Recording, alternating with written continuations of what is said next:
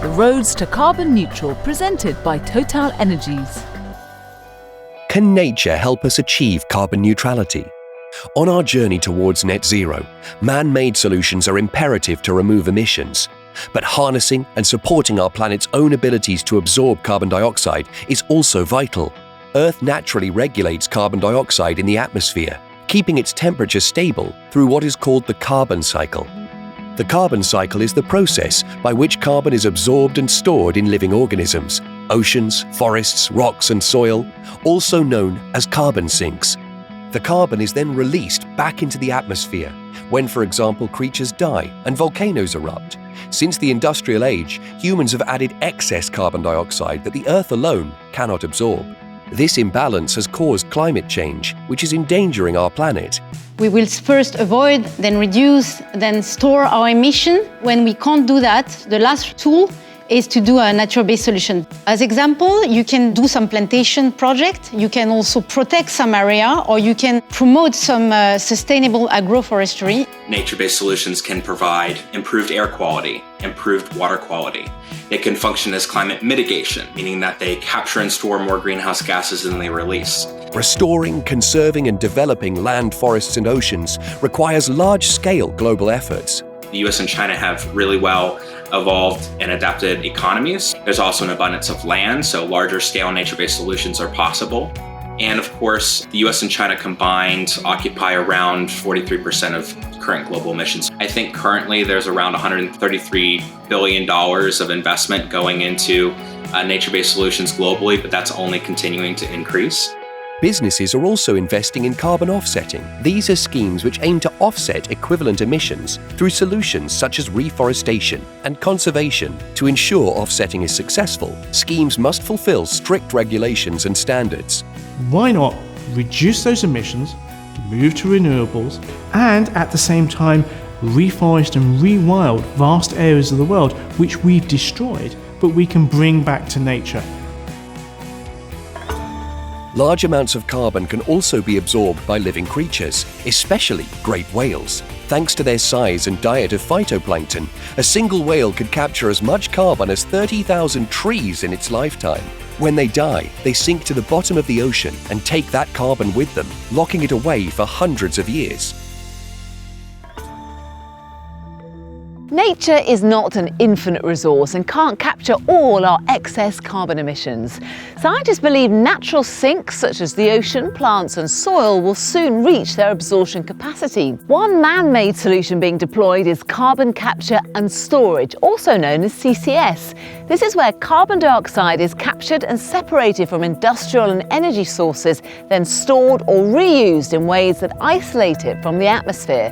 It's a good solution for industries, what we call hard-to-abate industries such as cement or steel, because you can capture 90 to 95% of the CO2 you are emitting. While many CCS solutions store the captured CO2 underground, Icelandic company Carbfix have developed a process to turn the CO2 into actual rock.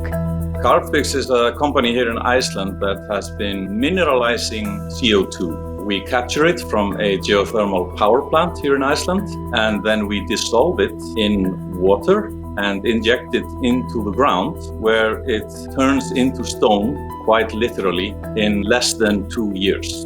The amount of CO2 that Carbfix is currently mineralizing is about 15,000 tons every year. It is roughly equivalent to about 3,000 or 4,000 passenger cars.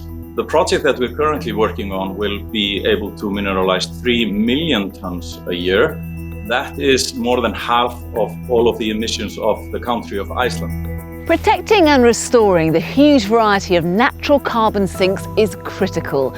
Forests alone keep the Earth's temperature at least 0.5 degrees cooler, while also protecting against droughts, floods and heat waves.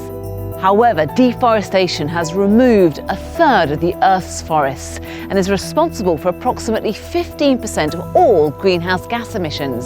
So Total Energy is investing in projects in nature-based solutions. we are with partners on the ground supporting the development of such projects. For example, in Congo, we are planting a large area and it will bring 10 million tons of CO2 in carbon sink for the 20 years coming. In Peru, we are preserving the primary forest. The land we are preserving is up to 1.35 million hectares. And in Australia, we are working on 20,000 hectares in order to capture 3 million tons of CO2. It's developing a new farming system. We are also making sure that if we have to remove trees for our development, we will plant another one. You know, it's not about carbon credit, it's about not removing any carbon sink on the planet. The ocean covers over 70% of the Earth's surface and is estimated to absorb around a quarter of our annual CO2 emissions. Therefore, it's important to protect and preserve its ecosystem. Just within the United States, the National Oceanic and Atmospheric Administration has estimated that coastal wetlands capture and store 8.1 million tons of carbon dioxide every year.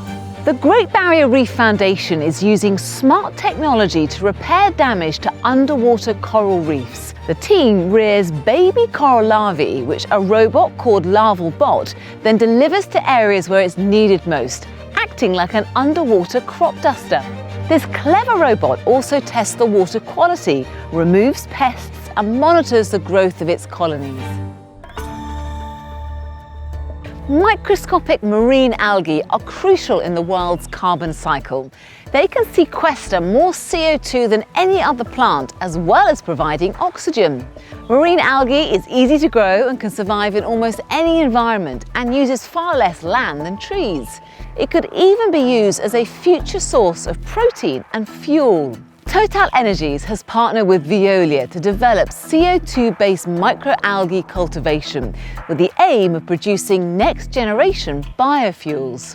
Mexican company Green Fluidics are also using microalgae, this time to develop new bio-solar panels. The biopanels can be placed on almost any surface that gets sun exposure, including windows, walls, and roofs. We are combining this traditional technology that are the solar panels with microalgae and nanotech to create this biopanel, this living system. We are catching the solar radiation and we are taking advantage of them in order to generate energy, and the microalgae is going to use this solar radiation in order to absorb the carbon dioxide from the environment and to release oxygen. We are helping to clean the air, not only in the building, but also in the surroundings. It's clear if we're to achieve carbon neutrality, we must protect and develop natural carbon sinks as well as utilising industrial carbon capture solutions. This will help decarbonise our planet and rebalance the carbon cycle as we work towards a net zero future. To find out more, visit roadstocarbonneutral.com. The Roads to Carbon Neutral, presented by TotalEnergies.